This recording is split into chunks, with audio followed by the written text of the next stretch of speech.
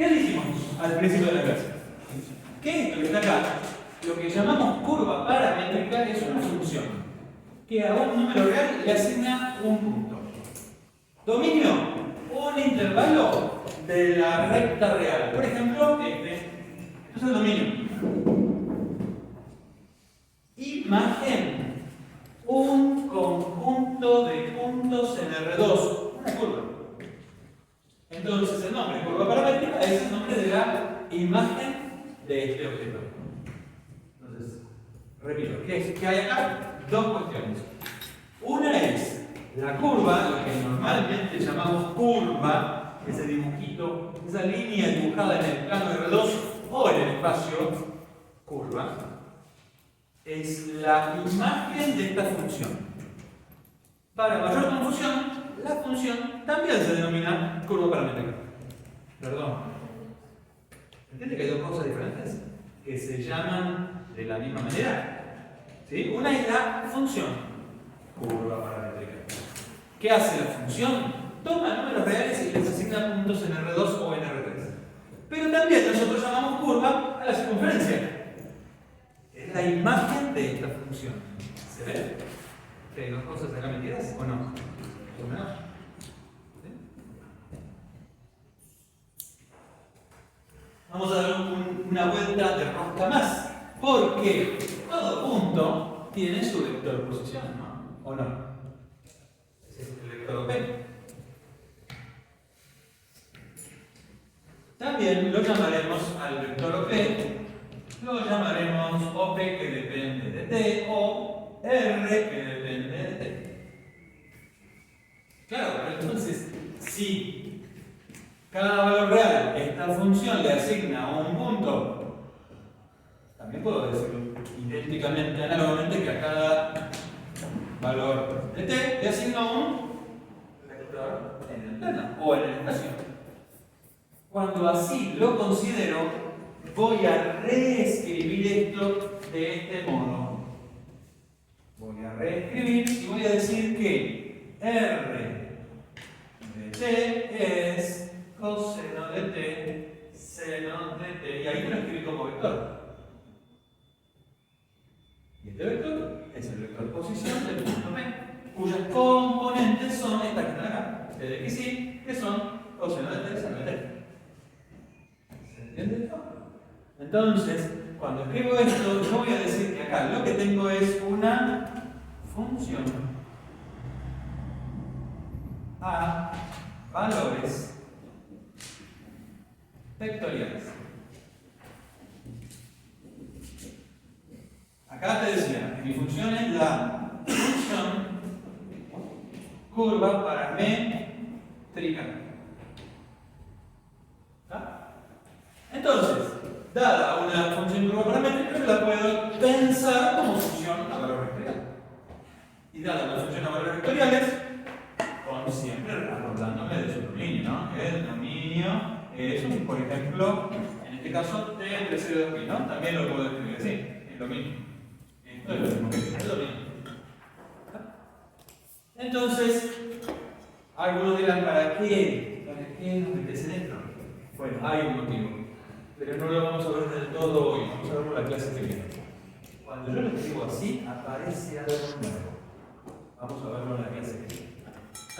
Entonces, por ejemplo, yo no puedo sumar puntos. Sería como sumar Buenos Aires más La Plata. No puedo sumar puntos, pero sí puedo sumar vectores. Puedo hacer un montón de cosas con vectores. Vamos a la clase que viene a hacer algo que capaz que ya se lo están imaginando. Pero no voy a spoilear el asunto. Vamos a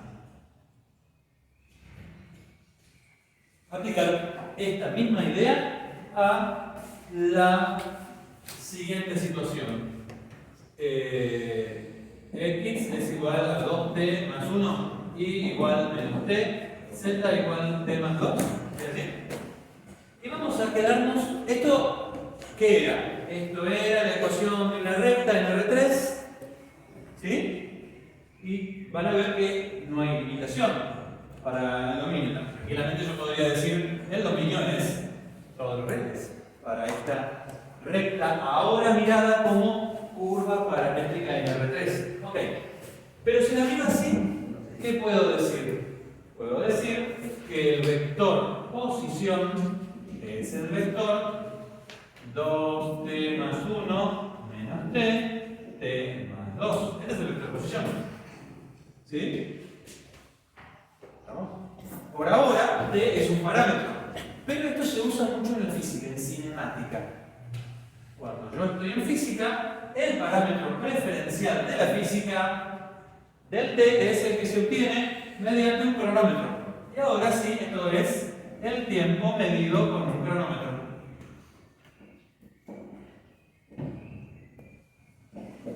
Tiempo medido con un cronómetro. Pero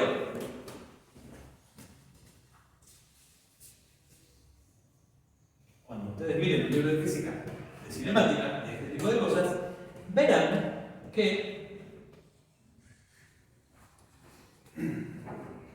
¿para qué se usa esto? Para dar la posición de una partícula. La palabra partícula es una palabra técnica en física. La palabra partícula significa un cuerpo cuyo tamaño se puede despreciar en consideración a estudiar su movimiento, por ejemplo. En ese caso, cuando yo, por ejemplo, considero el movimiento del sistema solar en primera aproximación, puedo pensar que el tamaño de la Tierra es despreciable. La considero como una partícula.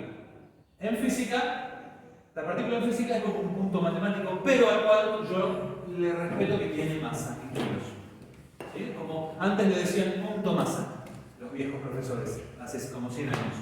Entonces, esto podría ser utilizado para describir la posición de una partícula cuando yo conozco el tiempo. ¿Sí? Un auto, un planeta, etc. Lo que vamos a hacer ahora es pensar que si esto es la posición y esto es el tiempo, ¿sí? No nos interesa todo el tiempo real. Lo comenzamos a medir de algún momento. Por ejemplo, comenzamos a medir el tiempo a partir de que apretamos el cronómetro. Normalmente un cronómetro suele arrancar en cero. Y lo estudiamos una dada cantidad de segundos. Por ejemplo, lo estudiamos los primeros 80 segundos de movimiento. ¿Sí? Entonces yo tengo acá una porción, un segmento ahora. Yo tengo toda la recta. ¿Qué hago entonces ahora? Voy a recordar que nosotros habíamos hecho algo así en el capítulo 12, ¿se acuerdan? Habíamos hablado de tiempo y de posición, ¿no? ¿Se acuerdan? Tiempo y posición. Para un movimiento a lo largo de una línea recta, que era el x. Y la posición era una función phi del tiempo. Bueno, acá es algo parecido, pero ahora es un vector. Parecido, pero tiene alguna complicación adicional. Bueno, lo que voy a hacer es lo siguiente. Voy a considerar que lo comienzo a observar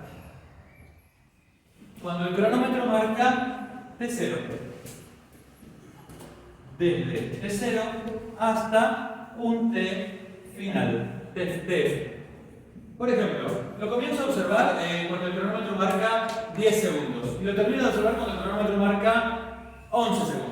T0 vale 10, TF vale 11, ¿no? Es un número en segundos, ¿verdad? Delta T es T final menos T inicial. Esto es el intervalo de tiempo que yo pasé observando el objeto. ¿Está bien? R en T. ¿Qué es esto? R en T0. Es la posición inicial. ¿No? La puedo calcular.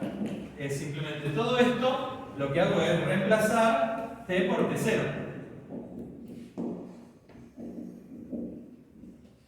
Y R en TF es la posición en el último momento que lo observé. ¿Sí? O sea que es 2TF más 1 menos TF, coma TF más 2. ¿Está? ¿Y qué es eso? R de TF menos R de T0. ¿Qué es? Una recta de dos vectores. ¿Qué es? Vamos a verificarlo, a ver si podemos. Tengo entonces acá el sistema X y Z. la partícula viaja a lo largo de una línea recta. Esto es el trayecto. ¿Está bien? En un momento de cero está por acá. Y en un momento posterior, en el t final, está por ahí. ¿No?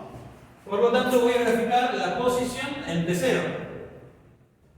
Es un vector posición, parte de acá. ¿No? ¿O no? ¿Se ve? O sea que es algo así. Esto es R al inicio. ¿Y este que está acá? R al final. ¿No? Y voy a llamar a este vector, el que va de acá a acá. Ahora voy. Lo llamaré delta R. ¿Se acuerdan del delta? ¿La etiqueta delta? Es la que yo uso para indicar una cantidad que le resto al final menos la cantidad al principio. ¿Es cierto? ¿Es el vector al final menos el vector al principio? O sea que esto se llama delta R, ¿no? ¿Está bien graficado ahí? O sea, fíjense, ¿tiene sentido? Veamos. Si yo a la posición inicial le sumo delta R, me da la posición final. ¿Está bien eso? De acá a acá, más de acá a acá. ¿Es cierto? ¿Es una verdadera suma de vectores? ¿Está bien? ¿Sí? Y de acá puedo despejar delta R, que esto lo paso para acá restando. ¿Está bien, no? ¿Tiene sentido? Bueno, esto entonces lo llamaremos el desplazamiento. La variación de posición absoluta, ¿se acuerdan? Más o menos, capítulo 2. ¿Y qué sentido tendrá esta cantidad? O lo puedo escribir, todo esto lo puedo escribir como delta R sobre delta T. Es un vector. A ver, ¿puedo dividir un vector por un número? ¿Sí o no? ¿Cómo es dividir por un número? Yo lo que sí sé es que sé multiplicar por un número. Pero delta T puedo crear el número 1 sobre delta T. Es un número. Y puedo a este multiplicarlo por delta R. Esto es lo que quiero decir. ¿Sí? Entonces, esto es la variación de posición dividido la variación de intervalo de tiempo. ¿Cómo llamamos en el capítulo 2 a la variación de posición dividido la variación de intervalo de tiempo? Y se mide, la posición se mide en metros y lo de abajo se mide en segundos. ¿Cómo se llama esa variación? Variación media. Pero cuando hablo de posición y tiempo, es una velocidad media. Esto entonces es, esto lo de arriba, es el vector velocidad media. El vector velocidad media. Y vemos que es paralelo al vector delta R. El vector velocidad media es colineal con el vector delta R. Porque es delta R multiplicado por un escalar. ¿Se acuerdan? Cuando yo tengo un vector que es un escalar real por el otro, ambos vectores tienen que ser paralelos. ¿O no? O sea que el vector velocidad media, lo vamos a graficar en color rojo, tiene que ser algo así. ¿Está? ¿O no? Tiene que ser, no sé si más grande o más chico, pero paralelo a delta R. ¿Está? Vamos a calcularlo. Ya que estamos, lo calculamos. ¿Por qué no? Porque tengo todo acá calculado. Fíjense, tengo que hacer R de F, voy a calcular velocidad media, es R de F, que está acá. Es 2t más 1 menos tf menos tf, tf más 2. ¿Es cierto? R de tf es esto.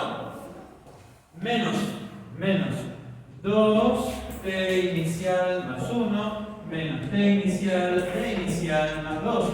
¿Este es la posición inicial? ¿Sí o no? Ok. Y acá dividido por tf menos t0. Cuando tengo una recta, es como que sumo el vector opuesto. ¿Me siguen? Voy a hacer la recta. A ver. 2tf más 1 menos 2t0 más 1 paréntesis. He restado primera componente con primera componente. ¿Sigo? Más o menos.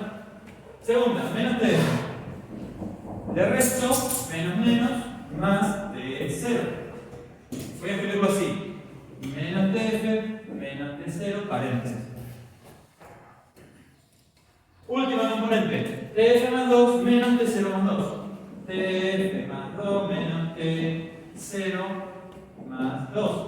Y ya está, y tengo que hacer 1 dividido TF menos T0. ¿Estamos hasta ahí? Más o menos. ¿Se ve?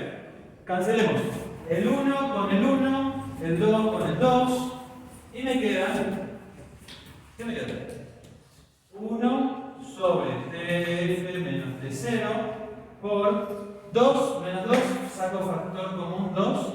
TF. ¿Cómo estamos de ahí? T0. Coma.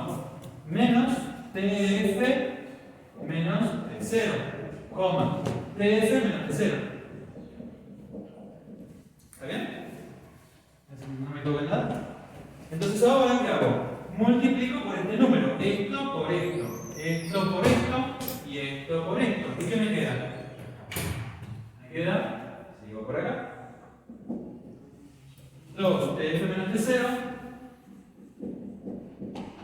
dividido TF menos T0, coma, menos TF menos T0 dividido TF menos T0, coma, TF menos T0 dividido TF menos T0.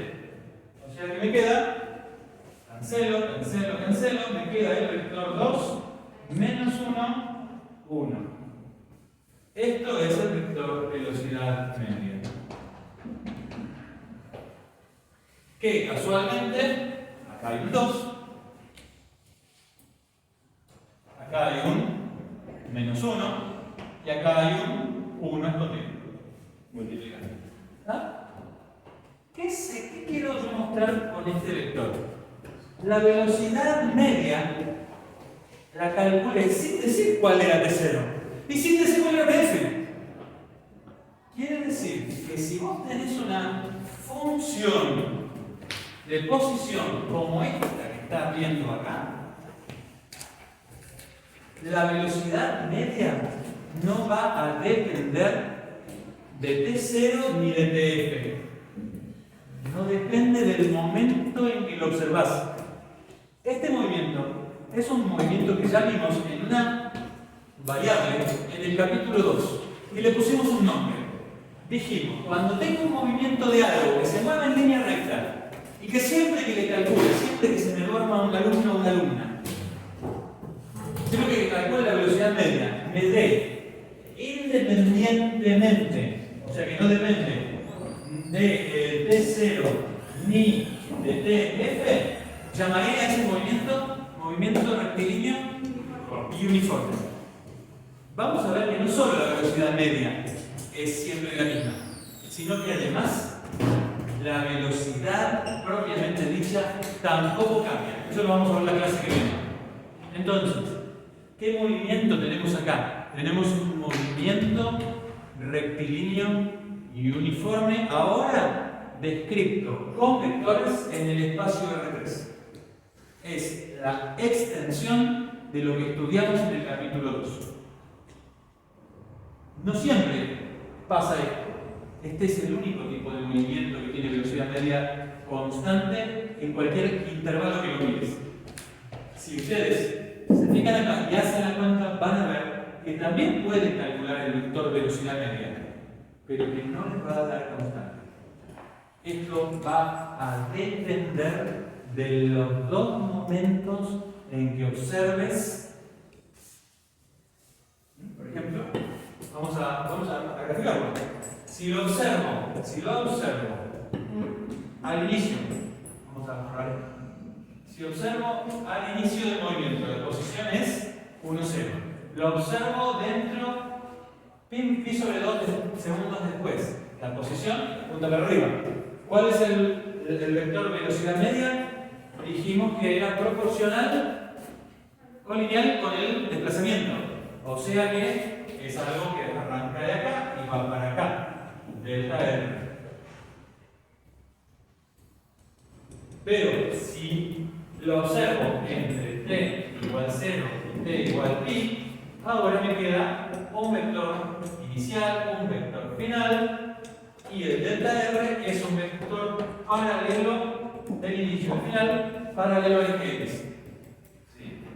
Entonces, fíjense que este vector apunta, dependiendo entre qué dos momentos lo miren, el vector variación de posición apunta para diferentes lados. No es constante o muestre. Este vector en cualquier momento vale esto y apunta para el mismo lado y tiene la misma intensidad en metros sobre